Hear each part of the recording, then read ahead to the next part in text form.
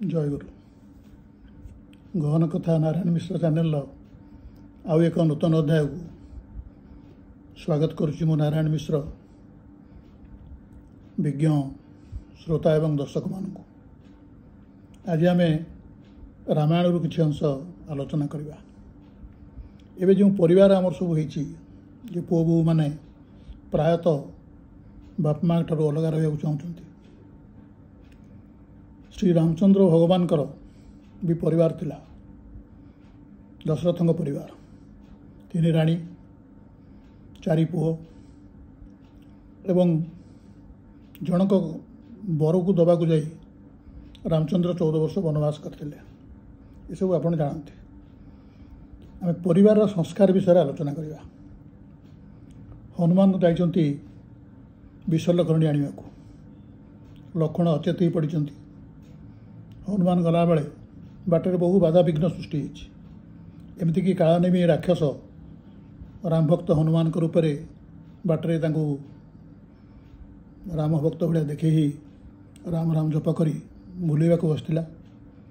କେହି ବି ପୁଣି ସେ ହନୁମାନ ଖାତାରେ ମଲା। ଏସବୁ ବାଧାବିଘ୍ନ ଅତିକ୍ରମ କରି ରାତି ପାହିବା ପୂର୍ବରୁ ହନୁମାନଙ୍କୁ ପହଞ୍ଚିବାକୁ ପଡ଼ିବ। ବୈଦ୍ୟରାଜ କହିଛନ୍ତି ଯେ ଯଦି ସୂର୍ଯ୍ୟ ଉଦୟ ହୋଇଯିବେ ଆଉ ଲକ୍ଷ୍ମଣ ବଞ୍ଚିବେ ନାହିଁ। ତେଣୁ ସୂର୍ଯ୍ୟୋଦୟ ପୂର୍ବରୁ ବିଶଲ୍ୟକରଣୀ ଆଣିବାକୁ ପଡ଼ିବ। ଅଯୋଧ୍ୟା କେଉଁଠି, ଲଙ୍କା କେଉଁଠି? ଅଯୋଧ୍ୟା କେଉଁଠି, ପୁଣି ବିଶଲ୍ୟକରଣୀ ଆସିବ କେଉଁଠୁ? ଗନ୍ଧମାଦନ ପର୍ବତରୁ। କେତେ ଦୂର? ହନୁମାନ ଯାଇଛନ୍ତି, ବିଶଲ୍ୟକରଣୀ ବି ଆଣିଛନ୍ତି, କିନ୍ତୁ ବିଶଲ୍ୟକରଣୀ ଗଛକୁ ନ ଆଣିକି ପୁରା ପର୍ବତକୁ ଉପାଡ଼ି ଘିନି ଚାଲି ଆସିଛନ୍ତି। ଆସିକିରି ଯେତେବେଳେ ଅଯୋଧ୍ୟା ପାର ହୋଇଯାଉଛନ୍ତି, ସେତେବେଳେ ଭରତଙ୍କର ଯେଉଁମାନେ ଥିଲେ ପ୍ରଜା ସୈନିକ, ସେମାନେ କହିଲେ ଗୋଟେ କେମିତି କିମ୍ବୁତ କିମ୍ବା ଆକାର ଜୀବ ଯାଉଛି ଉପରେ। ଭରତ ତୀର ମାରିଦେଲେ। ପର୍ବତ ସହିତ ହନୁମାନ ଓହ୍ଲେଇ ପଡ଼ିଲେ ଅଯୋଧ୍ୟାରେ ଭରତଙ୍କ ସାମ୍ନାରେ। ଭରତ ପଚାରିଲେ, ତୁମେ କିଏ? ହନୁମାନ କହିଲେ, ମୁଁ ରାମଚନ୍ଦ୍ରଙ୍କର ଜଣେ ସେବକ। ସେ ବଣରେ ଅଛନ୍ତି ଏବଂ ତାଙ୍କର ଭାଇ ଲକ୍ଷ୍ମଣ ଅଚେତ ହୋଇଛନ୍ତି। ଲକ୍ଷ୍ମଣ ଅଚେତ ହେବାରୁ ଚେତା ଫେରିବା ପାଇଁ ବିଶଲ୍ୟକରଣୀ ଦରକାର। ଏକଥା ବୈଦ୍ୟରାଜ କହିଛନ୍ତି। ସେ କିନ୍ତୁ ସର୍ତ୍ତ ରଖିଛନ୍ତି ଯେ ଯଦି ବିଶଲ୍ୟକରଣୀ ତାଙ୍କୁ ନ ଦିଆଯାଏ ସୂର୍ଯ୍ୟୋଦୟ ପୂର୍ବରୁ, ତାହେଲେ ଲକ୍ଷ୍ମଣ ଆଉ ବଞ୍ଚିବେନି। ସେଥିପାଇଁ ମୁଁ ତ ବିଶଲ୍ୟକରଣୀ ଗଛ ଚିହ୍ନି ପାରିଲି ନାହିଁ ରାତିରେ। ତେଣୁ ମୁଁ ପୁରା ପାହାଡ଼ଟାକୁ ଘିନି ଆସିଛି। ସେଟାକୁ ନେଇ ମୁଁ ଯାଉଥିଲି, ଆପଣ ତୀର ମାରି ମୋତେ ଖସେଇଛନ୍ତି। ଆପଣଙ୍କ ପରିଚୟ ଦିଅନ୍ତୁ। ଭରତ କାନ୍ଦି ପକାଇଲେ, କହିଲେ, ମୁଁ ହେଉଛି ତାଙ୍କର ଭାଇ ଭରତ। ମୁଁ ତାଙ୍କ ପାଦୁକାକୁ ସିଂହାସନରେ ରଖି ରାଜ୍ୟ ଶାସନ କରୁଛି। କାରଣ ଯେତେ ପ୍ରକାର ମୁଁ ବୁଝେଇଲି, ଭାଇ ଆଉ ଫେରିଲେ ନାହିଁ। ଯେହେତୁ ପିତୃସତ୍ୟ ପାଳନ କରି ସେ ଯାଇଛନ୍ତି ବଣକୁ, ଆଉ ଫେରିବା କଥା ନା ଧରିଲେନି। କହିଲେ, ମୁଁ ଫେରିପାରିବିନି। ତେଣୁ ମୁଁ ବାଧ୍ୟ ହୋଇକରି ଶାସନ ଭାର ହାତକୁ ନେଇ ତାଙ୍କ ପାଦୁକାକୁ ତାଙ୍କ ଭାବି, ସେ ନିଜେ ରାମଚନ୍ଦ୍ର ଭାବି ପାଦୁକାକୁ ରଖିଛି ସିଂହାସନରେ। ମୁଁ ରାଜ୍ୟ ଶାସନ କରୁଛି। ଏଇଠି ମୁଁ ରାଜ୍ୟ ବାହାରେ ଅଛି। ଯେ ବର୍ତ୍ତମାନ ତୁମେ ଯେଉଁ ଯିବାକୁ ଚାହୁଁଛ, ଏବେ ବର୍ତ୍ତମାନ ମୁଁ ଗୋଟିଏ ତୀର ମାରିବି, ତା ଉପରେ ତୁମେ ବସ। ତୁମକୁ ସେ ତୀର ଉପରେ ନେଇକରି ମୁଁ ହଠାତ୍ ପହଞ୍ଚାଇ ଦେବି ଭାଇଙ୍କ ପାଖରେ। ହନୁମାନ କହିଲେ, ତା'ର ଆବଶ୍ୟକତା ନାହିଁ। ଏତିକି କଥାବାର୍ତ୍ତା ହଉ କୌଶଲ୍ୟା, ସୁମିତ୍ରା ପହଞ୍ଚିଗଲେ। ଉର୍ମିଳା ବି ଆସିଗଲେ, ଲକ୍ଷ୍ମଣଙ୍କ ସ୍ତ୍ରୀ। କୌଶଲ୍ୟା ସବୁ ଶୁଣିଲେ। ଚୁପ୍ କିନି ଯାଇକରି କହିଲେ କାହାକୁ? ହନୁମାନଙ୍କୁ। କହିଲେ, ଶୁଣ, ମୋ ପୁଅ ରାମକୁ କହିଦେବ 14 ବର୍ଷ ଯେଉଁ ମୁଁ ଅପେକ୍ଷା କରୁଛି, ବହୁତ ଦିନ। 14 ବର୍ଷ ଗୋଟେ ମା ପକ୍ଷରେ ପୁଅ ପାଇଁ ଅପେକ୍ଷା କରିବା କିଛି କମ୍ କଥା ନୁହଁ।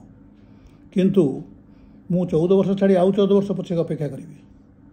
କିନ୍ତୁ ସେ ଏକୁଟିଆ ନ ଫେରନ୍ତୁ। ଲକ୍ଷ୍ମଣକୁ ସାଙ୍ଗରେ ଘିନିକି ଆସିବେ। ଯାହାର ଯାହା ବି ହଉ, ଲକ୍ଷ୍ମଣକୁ ନେଇଛନ୍ତି ସାଙ୍ଗରେ, ମାନେ ଲକ୍ଷ୍ମଣକୁ ସାଙ୍ଗରେ ଘିନିକି ଆସିବେ। ଏତିକି ମୋର ତୁମକୁ ମୋ ପୁଅ ପାଇଁ ବାର୍ତ୍ତା। ସେ ଚାଲିଗଲେ। ସୁମିତ୍ରା ଆସିଲେ।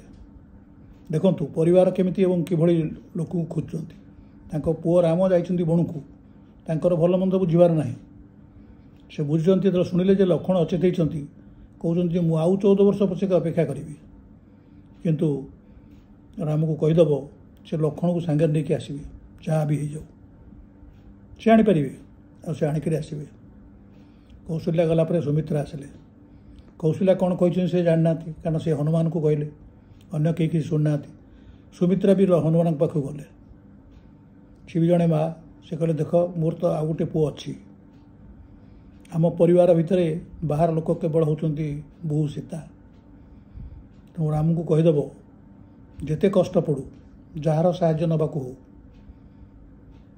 से निश्चित भाव सीता को घिनिकी घर को आसवे सी ही अयोध्यार राणी हे कारण बाहर गोटे झील बो होकर आम घर को आम तो समस्ते थिलु रही किंतु बहुटी जमी न जाने जे आम ता प्रति किसी अन्याय करुँ जहाँ तो होती तेणु तुमको मोर अनुरोध राम को कह जे आसतु सागर न आसतु सीता को निश्चय घिनिकी आसवे ये कही सुमित्रा चालीगले तापर से देखिले उर्मिला ठिया किए हनुमान चाहिए उर्मिला को चाहिए उर्मिला भी आसी उर्मिला किंतु कांदू ना से मूर्खी हसुँच हनुमान काबा हो गले कहले माँ आपण तांको स्त्री सी अचेत हो पड़ी तेणु आपण ही कांदा कथा बेसी आपण व्यस्त हवा कथा बेसी किंतु माँ दी जन चलीगले सी जहाँ कहले छाड़तु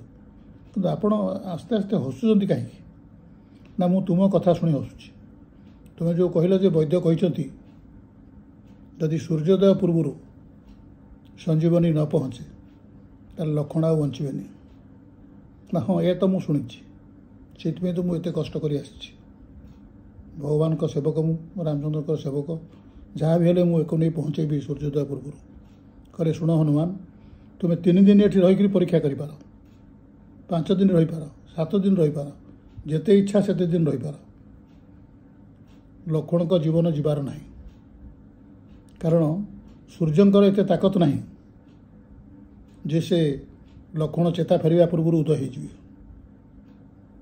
देखु कि विश्वास सी जानते सी शेषदेव अवतार तेणु तांको जीवन नवा एत सहज नुह तेणु सी कहते सूर्यंकर एत क्षमता ना उर्मिला कहते हनुमान को जे से लक्ष्मण जीवदान पाइबा पूर्व चेता फेरवा पूर्व से उदय से उदय हो पारे नहीं ताकत ना धरतु गोटे कौन प्रकार आम भावा जे ना सूर्य उदय हो गले कहीं बेले बेले देवता माने परम ब्रह्म को चिन्ह पारती नहीं मनुष्य तो सामान्य भूल है बहुत प्रकार भूल है किंतु देवता माने बेले बेले हड़बड़ी जाती जमती इंद्र थे वर्षा करते गोवर्धन को पूजा न करने जो गोवर्धन को पूजा करने जो पूजा न करने जो आउ थे ब्रह्मा सेमती गाई बाछुरी सब नहीं कमंडल भर्ती कर देते देखा से आसे ये प्रकृति में भगवान की नुह देखा कौन कर तेणु भगवान को परीक्षा करने लोक बहुत अच्छा किंतु एठी भगवान को परीक्षा कराऊनी एठी जी परीक्षा कर तार कि विश्वास देखु उर्मिला कहते सूर्यंकर जदि ताकत तो नहीं जे से लक्ष्मण को चेता फेरवा पूर्व उदय हो जदि बा सूर्य उदय होती जमती इंद्र थे करते कि ये जो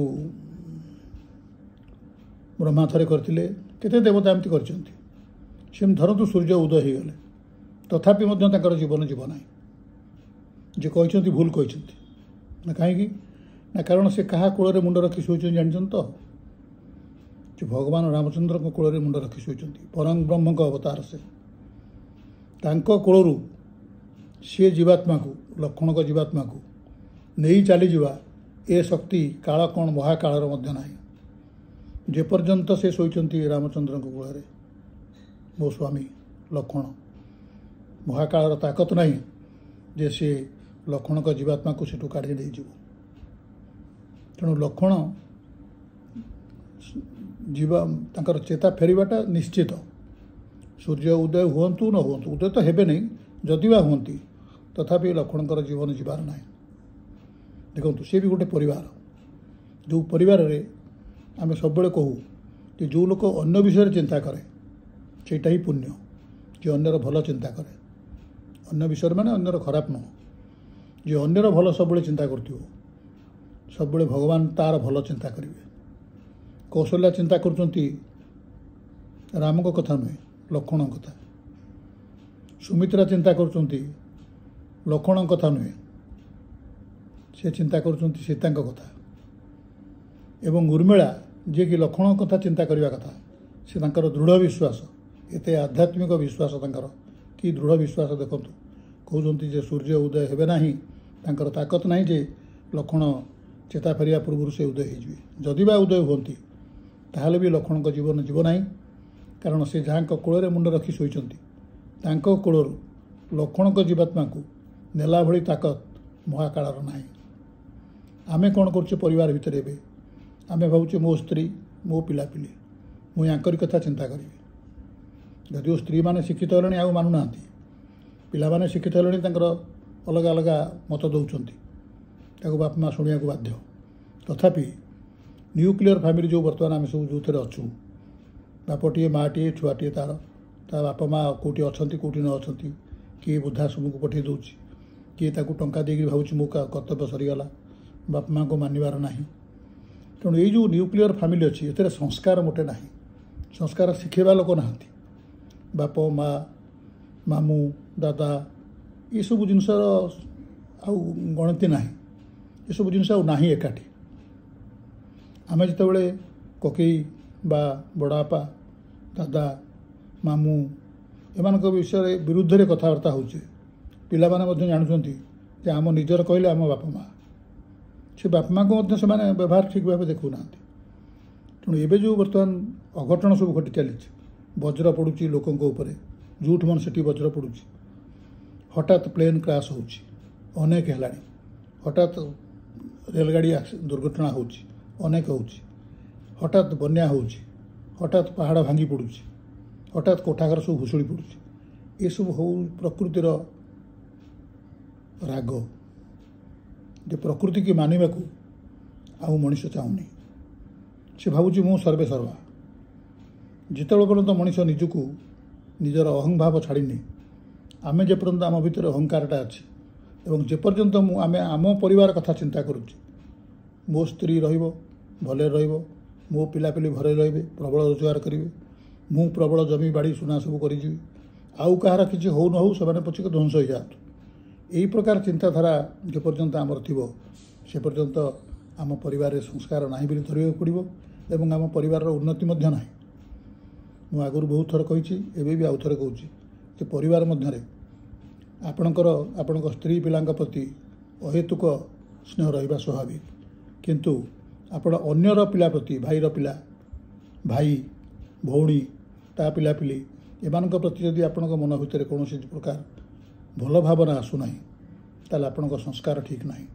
ये जो गल्पटी शुणिले वाल्मीकि रामायण कौशल्या कथा जे कि राम जगार लक्ष्मण व्यस्त सुमित्रा कथा जी लक्ष्मण जगार सीता व्यस्त उर्मिला कथा जे निज स्वामी उपरे स्वामीकर माने दक्षता तांकर जो तिष्ठिबा गुण ईश्वर को जो क्षमता ये सब उपरे एते विश्वास ये जो सब अन्य जो अन्य विषय भल भावना ये भल भावना जेते दिन पर्यंत आमर थी निज परिवार कथा नुह अन्य मान कथा जहाँ कथा भाविले भी आम तो सब बर्तमान आम भाई मैंने आमर शत्रु आम बंधु मैंने सब बंधुक हो गले कहीं ना तेणु परस्पर विरुद्ध आम लगिक आम नष्ट होचे अन्य मानक भी नष्ट करुचे कारण आम स्वार्थ कर्दिक हो परिवार केन्द्रिक हो रामायण एतिकी शिक्षा आम जाना जे सदाबले